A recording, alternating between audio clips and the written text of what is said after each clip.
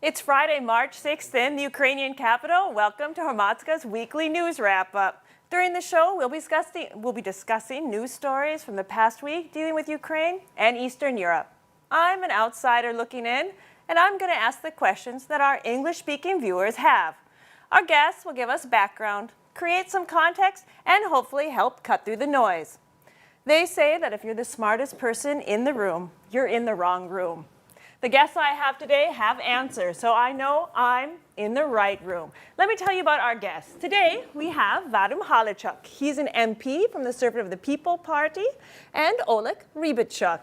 You are the head of Center UA. And later, joining us via Skype will be Melinda Herring from the Atlantic Council. The Ukraine cabinet has had lots of changes this week, and there's even more theories about why this happened. There were rumors in the capital for a few weeks that a new prime minister would be named, and on Wednesday, March 4th, nearly the entire cabinet was replaced. The youngest prime minister in Ukrainian history, Oleh Rybachuk, and other new young politicians were pushed aside after just 6 months on the job. This marks a shift from President Zelensky's original plan, that the clean record of young professionals was better than what experienced administrators could get done. Despite all the hope for changes, some say this new cabinet doesn't look much different than cabinets before 2014 in Ukraine. To talk about this, and I'm sure much more, let's turn to our guests. First thing on the agenda is the cabinet changes. I know both of you are busy, but in times like this, I appreciate you taking time. I'm going to start with you. I know you don't have a crystal ball. None of us do. But I believe on Tuesday, you talked about how replacing Prime Minister Halaychuk would be a political suicide. Yeah, well, I try to play to logic, but I'm pretty sure it's not by logic driven decision. I understand that President Zelensky is very sensitive to the level of support. What I don't really understand, why at this time the change took place. And I clearly know I was deputy prime minister, I was twice in the government, I was chief of staff to president, so I perfectly know how machinery works, okay? I was on both sides. So since I remember we got independence, there is theoretically no prime minister which would make any president happy. The structure of our governance is typical post-Soviet, where responsibilities are not clearly divided, and it is in the constitution. So it's an institutional problem. Whoever you put in place, it's an issue of time when that guy would be called a scapegoat. And for my country, it's very, very critical. We have to decide what kind of system we have. Is it presidential? Now it is 1000% presidential, because president. There's lots of power with the president. It's mixed. Now it's mixed. So we formally elect president, which under constitution is responsible for foreign policy and security and defense. In reality, he's acting as US president, where he's head executive. Therefore, problem is always there. It's not only the president, but his office. I was head of secretariat, which always, sooner or later, acts as shadow cabinet. So this is the systemic problem. But President Zelensky came with the promise to change it completely. All right, and if it's a systemic problem, we should be able to predict it, perhaps. As a member of the Servant of the People Party, you're responsible partially for what happened. In the discussions before the vote, what was the discussion like amongst the party members? Of course, we're perfectly aware that the support that we were given requires a lot of responsibility. And we knew that as we start the reforms, the system would fight back. And the support, the public support, will drop, because sooner or later, that just had to happen. Yeah, specifically if you're doing unpopular reforms. Exactly, and those were the promises that were made by the President Zelensky, by the party, Servant of the People, as we taken that victory and decided to go into what's been called the turbo regime, work on different reforms. As a matter of fact, all at once, it was pretty obvious that it was going to go very, very difficult. Because, quite frankly, the public in Ukraine always wanted for someone else to be reformed, but not the little things that people got used to, and there's a saying touch that them directly. Yeah. Exactly. But I think so that's the human unpopularity nature. was just. It's human nature that when something affects you negatively, you're against it. But may I ask here, because I'm really genuinely interested. I heard to a number of your colleagues saying, well, the president said this government was working, doing whatever was possible, but the president would like it to do more than possible. I'm asking about the logic. You have mono-majority. You elected that government 6 months ago. Why only 20% of government legislative draft laws have been supported? So Parliament, in effect, was sabotaging implementation of the government. And now everybody is asking government being responsible. In Western logic, if you have government and majority in the parliament doesn't support government initiative, it's a crisis. It's either parliament goes... Yeah. However, there was a lot of criticism with what you were calling the turbo regime as pushing things through quickly. The West was also skeptical of that. Yeah, I know. I'm asking why 80% of government proposed legislation in order to implement President Zelensky program were not supported in the parliament. Well, maybe It's not. I'm not sure the This is statistics given by- yeah. are such exactly, because quite often because of the It's technical committee. issues. I've got the figure from committee of KVU, committee of... Again, the technicalities of the process were made to suit the purpose of the reform, so that a lot of the legislation was proposed by the members of parliament, whereas it was created by the cabinet of ministers, as a matter of fact. And a lot of the legislation that was there was actually developed by different NGOs and different people who came in. Why don't we take a look at the cabinet of ministers now and how it's changed? Back here we've got a graphic. The person that was the scapegoat now has been replaced with the new prime minister. Denis Shmyhal is a government official. He's been in government for 5 years. Yeah, he was a Small at the town local boy. level, yeah. To me, this is the equivalent of saying Pete Buttigieg would be a great president. You have a local politician come in and now he's the prime minister. How did he get that spot? Well, if you remember the previous prime minister background, he was also a new working guy. in the NGO. The request that we got from the people, from our voters, that we want new changes, we want new people, we want people who are not connected to the old elite, so that we finally get the chance for reform. Thus, the change in approaches. Shmyhal was not exactly completely new to politics. I mean, if you look at his background, he does have a lot of local government experience. So he's been around. He knows Ukrainian business and Are you Ukrainian confident that's politics. going to translate over? The business community has already said that they're excited about him being placed in this position. But what is your personal opinion? He was meeting your fraction, I hope so. Yes, we have Before met. vote. We have met already 3 times in different circumstances. The heads of the committees were meeting with the cabinet of ministers just a few hours ago. So yes, he's very much open to context. He's very much into talking to the faction, talking to the parliament, to get the message across that the communication is going to be different. So that way, we're pretty sure that we have for now, we have very good communication channels with the new cabinet of ministers. In other words, you are and the saying prime that was minister not the case with his predecessor. Well, no, in Honchar fact, had the table set for him. He was coming into one of the best situations that any prime minister could have came into since 2014. What was stacked against him, and why is this guy going to do a better job? I am personally sorry to see the previous cabinet of ministers go. Quite frankly, we have We have had wonderful times doing very difficult reforms with these people. These men and women came in for a very, very difficult job.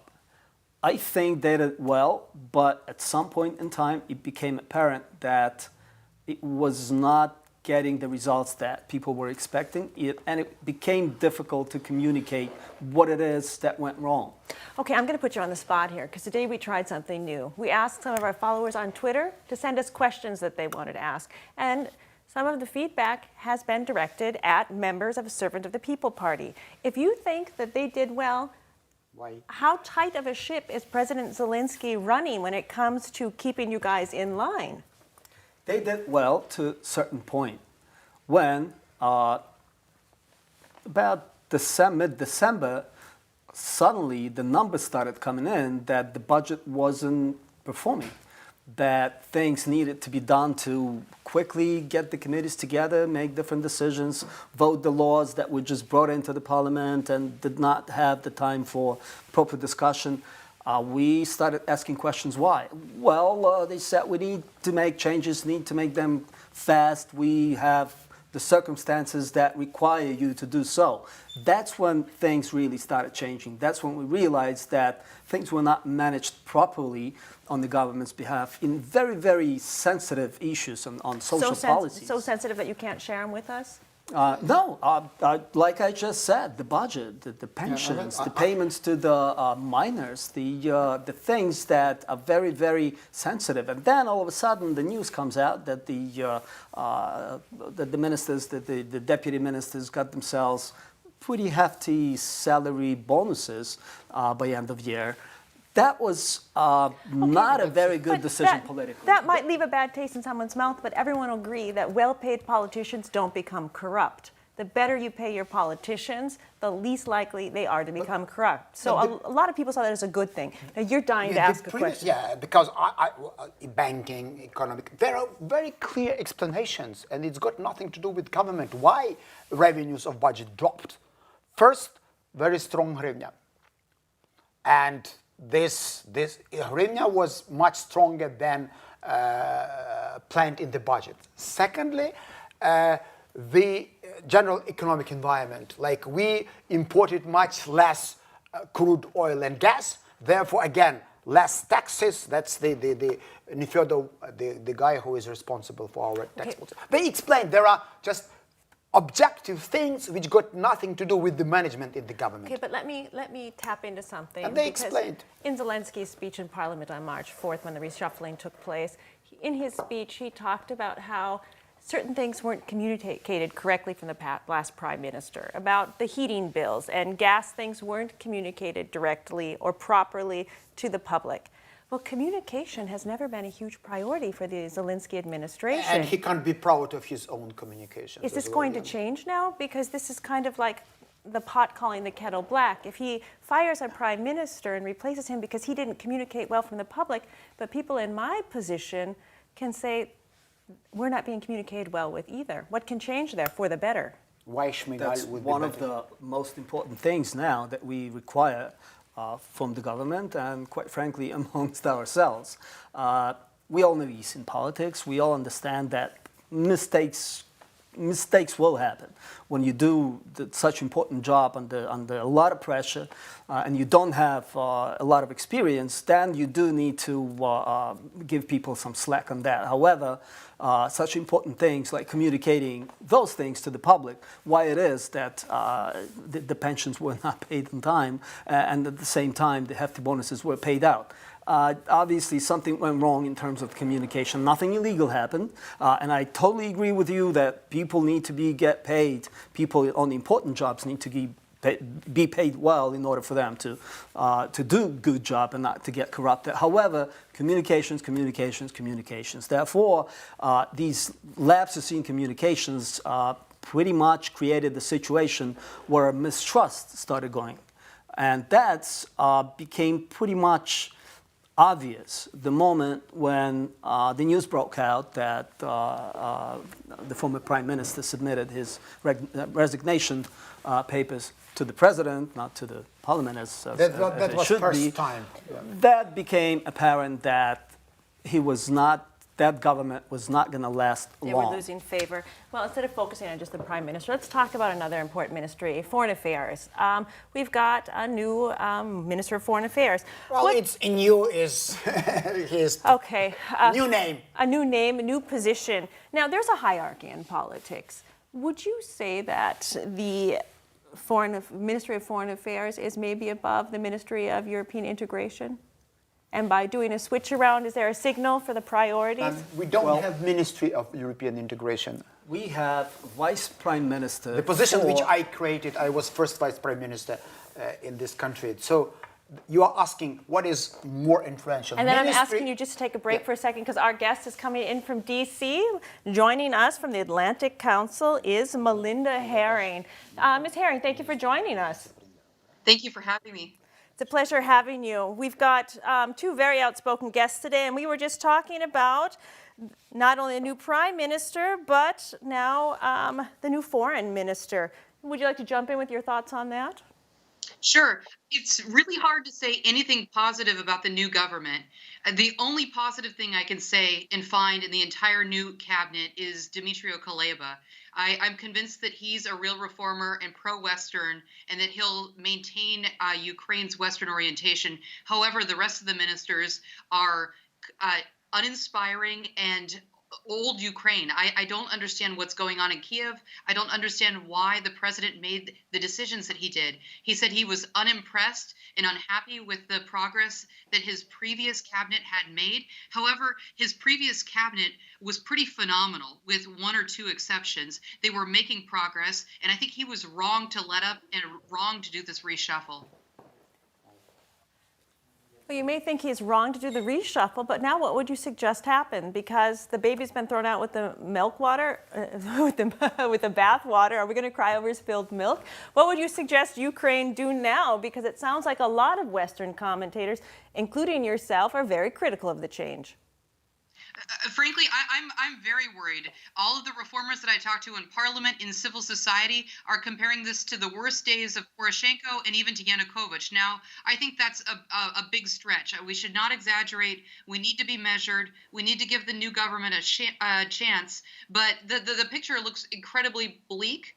I think that we're going to have to start playing defense in a real way. I'm really worried about the new prime minister. I'm worried about the new finance minister. I'm worried about the overall trajectory of Ukraine. Will Ukraine stay on a pro-Western reform path? At this point, I can't say that affirmatively yes. I wish I could. I don't know what to make sense of these mixed signals because Zelensky campaigned on a platform that was very, very good and very strong and supported by many people in the West. But now it looks like he's reversing his course. So how do you bring out the better angels in Zelensky? I think that's the big question we're all wrestling with. Another question to wrestle with, and maybe all of you could take a shot at answering this, is there's always been several narratives about President Zelensky. One talking about him being inexperienced, and now theories are coming out that this cabinet reshuffle was part of a master plan to lull the voters into accepting him because of the platform he campaigned on, and now we've been duped. Which one is it? Is he a political neophyte or is he a mastermind? Melinda, do you want to take that? Ladies first on the eve of International Women's Day. I'm not going to fall for the bait. I'm sorry. I think it's important to have women in the cabinet, but having women in the cabinet is a good symbol. I'm more upset that Zelensky only has one minister within his entire cabinet who's a woman. There are many, many, many qualified women, executive women in Ukraine. They're incredibly impressive. I think that's also another important signal. He's sending that his entire group of advisors is male. I don't think that women should be there for the sake of being women, but there's phenomenal talent in Ukraine, and it needs to be represented in the cabinet and in his inner circle. So, Zelensky?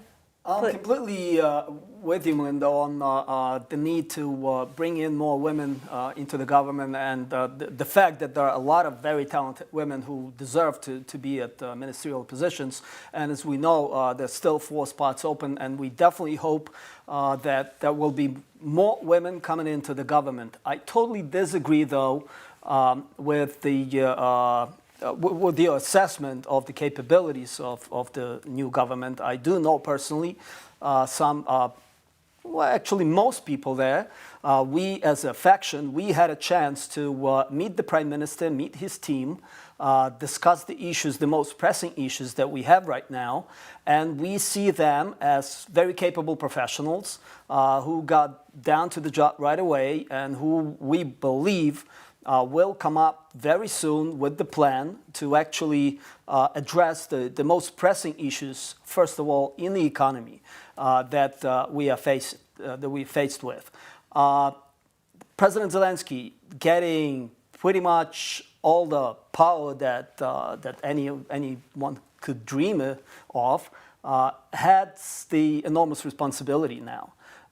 That is very pressing, of course, and that creates the situation where he also takes on all the blame.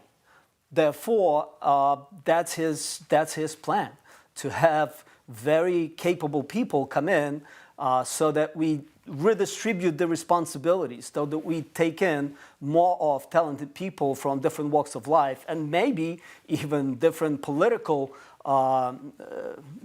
forces, so to speak, so that we get more people involved into the decision-making process that we understand would become more suitable for the situation that's been created. So President Zelensky is trying to redistribute power. Why didn't he manage to fill the entire cabinet? He is not trying to redistribute power.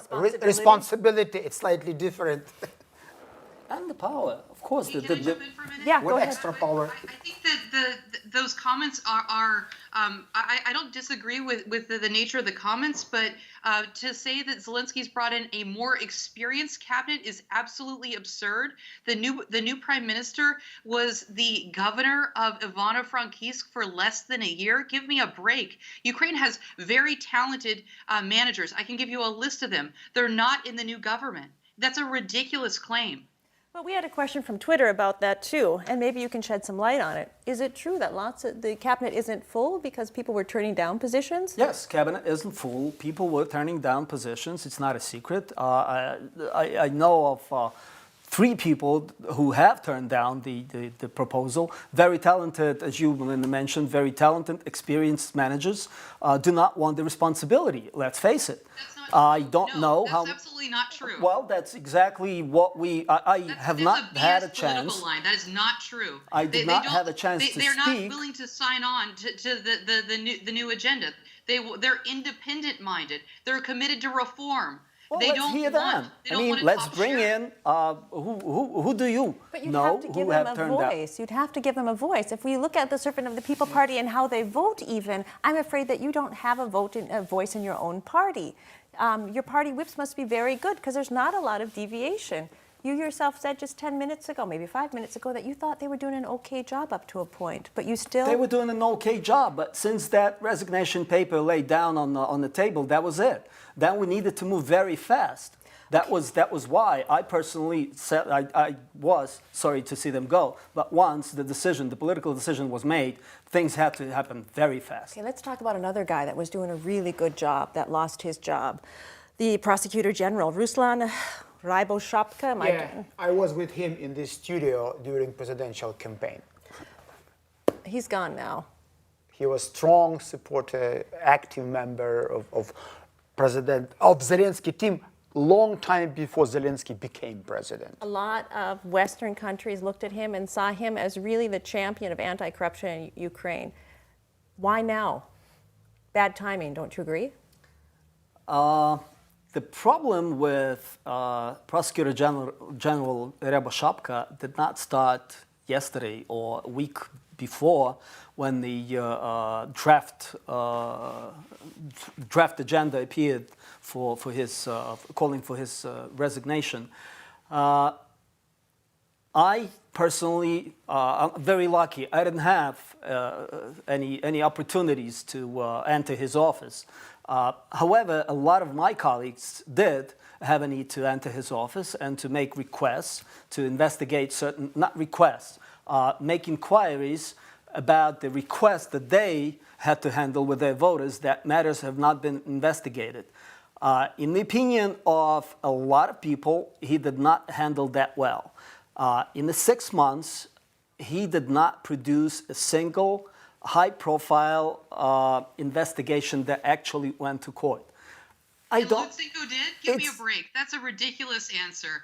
Rybachuk, the West has a lot of trust in him. He was involved in the reforms in 2014. He should have stayed in his job. But there's a broader point that's really important here. Last year, your party expanded the powers of the prosecutor's office. And I'm very, very worried that your parliament is going to appoint a loyalist and use justice or misuse justice in the way that Ukraine has for the last 30 years. That's what I'm watching. Exactly. Rybachuk was the man who requested a lot of powers, and he's gotten the powers. And the man was met with understanding. He needed the powers in order to complete the reform. No, he was not a loyalist. He was independent-minded, and that's why he was good in the job. Your party is likely to appoint someone who either has no legal experience or someone who's just going to say, yes, sir, to Bankova. That's exactly the wrong place for Ukraine right now. You need someone in this job who's a professional lawyer, someone who's committed to reform, and someone who has deep legal experience. Why professional lawyer like Rybachuk? And I don't question his professionalism. He is professional. Why couldn't he produce the results that everybody expected? He did not. I mean, sometimes you got to play the long game, don't you? Legally, Ukraine has not reformed 6 months is a long time, and the cases that he started investigating wasn't started by Let's him. let Mr. Rybachuk have the last word on this topic. We've got some footage from his farewell address. For 28 years, Ukraine's Prosecutor General's office was a tool used for pressure and political repressions. There are people in this hall who know this firsthand. For 28 years, this institution had no trust in people. For 28 years, the Prosecutor General's office was a source of personal profit for the privileged few. As a result, we had oligarchs disguised as prosecutors. Our reform of the prosecutor's office has already left a mark in history. The mass cleansing and renewal of the prosecutor's office we are doing is unprecedented in its 28-year history. 729 prosecutors that failed the professionalism integrity assessment were fired. Those who remained now value their profession twice as much. Above all, because for the first time in 28 years, they felt independent. They received no unlawful instructions. It's been just 3 months out of 28 years that the prosecutor's office abides by the law, which is why I'm standing here, and my dismissal is on the cards. Because those we have got rid of want to return and live like they did all those 28 years. The decree, submitted by the initiators, is based on obvious lies and manipulation. I don't care about the opinion of Bozhansky about the reform of the prosecutor's office. The best evaluation and response to this decree, for me, is the letter from Katerina Handzuk's father, who finally has hope that murderers might be punished. I did not become anyone's servant. I was and remain independent. An independent prosecutor cannot be pressed into service. He can only be dismissed. So I leave, but I leave to return.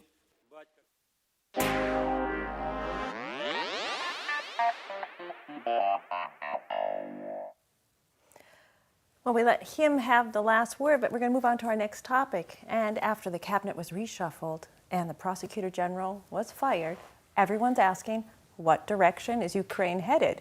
Melinda, you indicated that you're afraid of the direction we're going now.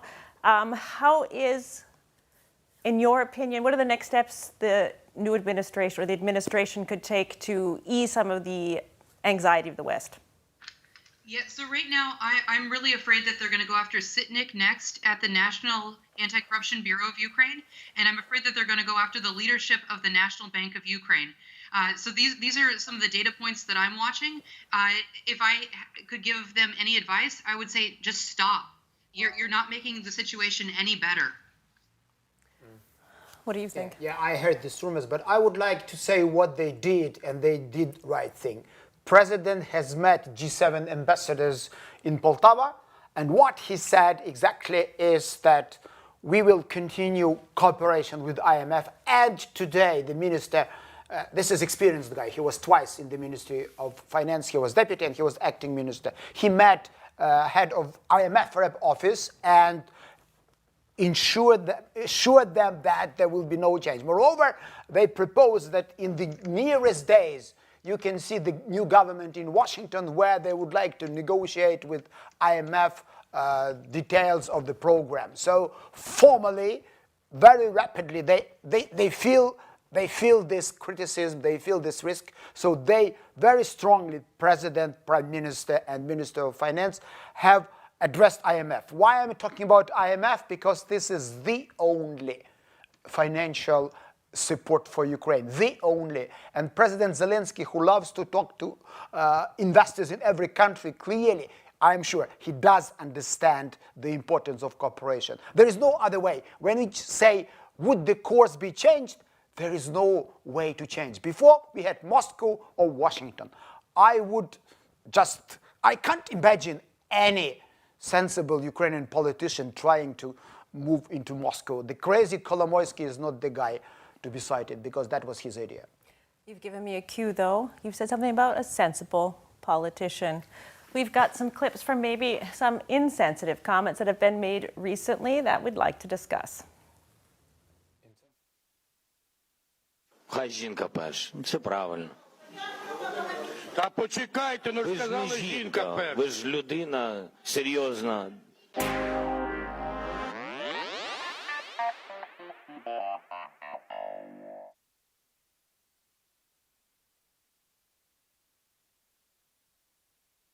Prosecutor General Oleh Rybachuk fled the Parliament Hall after a speech in order to avoid answering lawmakers' questions. That is, the Prosecutor General isn't just a nobody, he's a cowardly nobody. He acted like a woman. Such a person cannot be a Prosecutor General. He's a doormat. Goodbye. Not putting your best foot forward in terms of gender equality in Ukraine, and the new cabinet was also evidence of that. Melinda, in August 2019, you wrote an open letter to Mrs. Zelensky asking her to push her husband to include more women in politics. You've been to Ukraine many times. You've talked about how capable the entire population is, just not 51% of it, also the women. How should Ukraine handle this?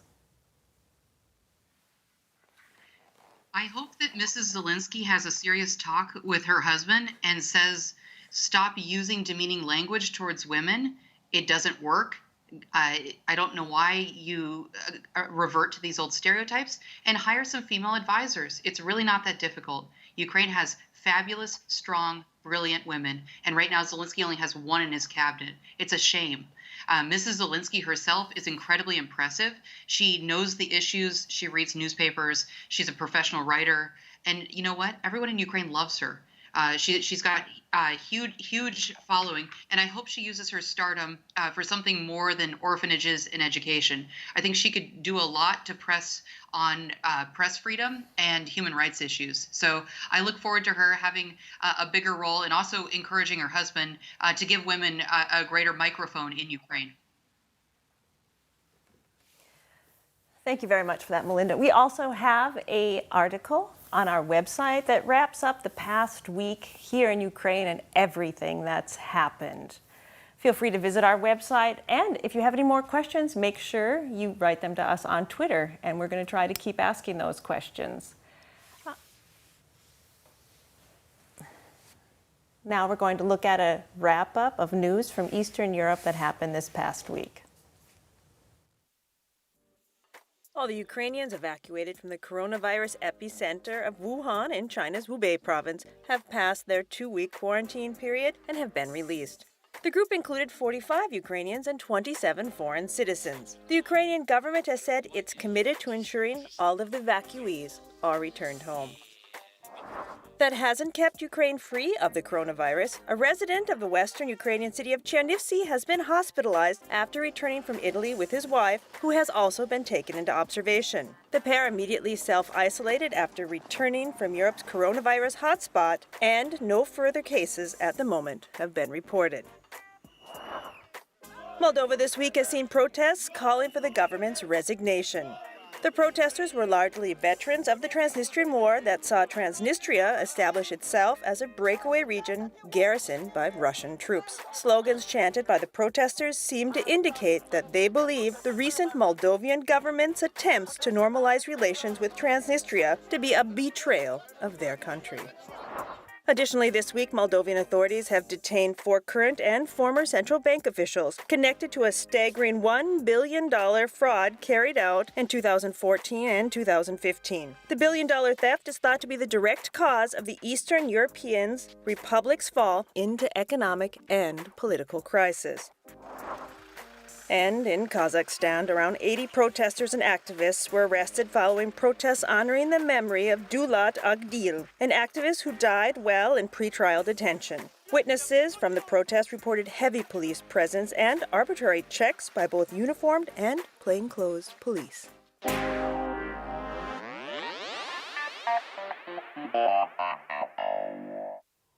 Unfortunately, that's all the time we have for our show today, but I'd like to thank our guests again, Vadym I did so well with the names, didn't I, until now? Vadym Halaychuk, he's an MP from the Conservative of the People's Party, and Oleh Rybachuk, head of the Center UA. And, of course, via Skype, Melinda Herring. She's Deputy Director of the Eurasia Center at the Atlantic Council in Washington, D.C.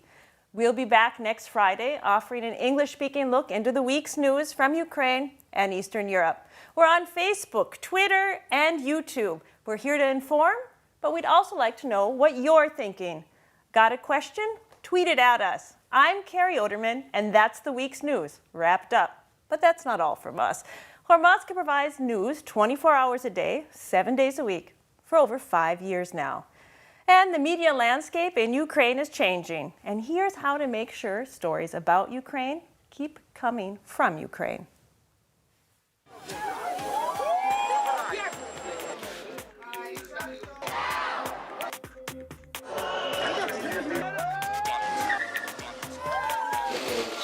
I would like us to be heard, not only in Ukraine, but all over the world.